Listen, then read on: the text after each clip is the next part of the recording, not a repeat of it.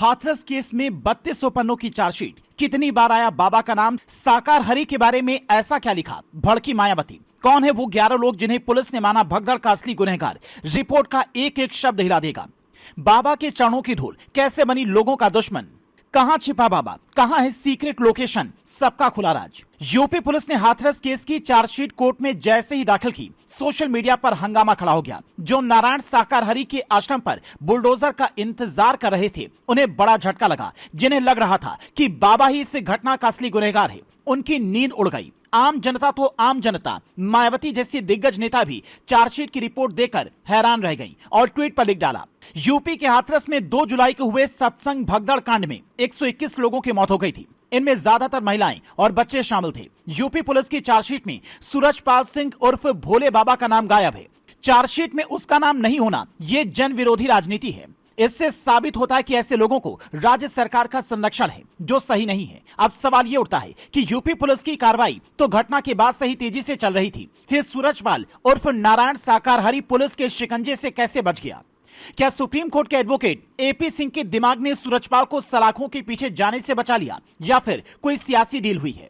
सोची समझी साजिश के तहत उत्तर प्रदेश सरकार को बदनाम करने के लिए, मानव मंगल मिलन सद्भावना समागम को बदनाम करने के लिए, नारायण साकार हरि जी और सनातन धर्म को जो बदनाम करने की साजिश की गई थी षड्यंत्र के तहत, उस एंगल से भी जांच हो रही। हालांकि अभी कई तरह की जांच जारी है। पूरी तरह से नारायण साकार हरि को क्लीन चिट नहीं मिली है। लोगों के बीच में कई तरह की चर्चाएं हैं, पर सच्चाई यह है कि जब यूपी पुलिस ने सिकंदरामऊ थाने में एफआईआर दर्ज की थी, तब भी उसमें बाबा का नाम नहीं था। इसकी विवेचना सीओसीटी कर रहे थे, जबकि सहायक विवेचक की भूमिका में थे सदर कोतवाल विजय सिंह। एसआईटी ने करीब 150 प्रत्यक्षदर्शियों के बयान इसमें दर्ज किए थे, जिनके बयानों और सबूतों के आधार पर जब चार्जशीट तैयार हुई तो सूरजपाल का नाम ही किसी को नहीं दिखा।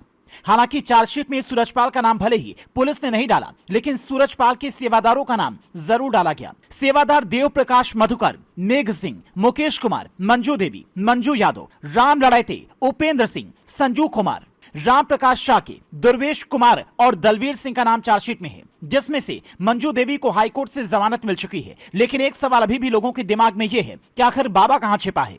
अगर उसका एफआईआर में नाम नहीं है, चार्जशीट में नाम नहीं है, तो फिर वो भाग क्यों रहा है? चार्जशीट में नाम न होने का मतलब तो यही लगता है कि बाबा को इस केस से क्लीन चिट मिल चुकी है।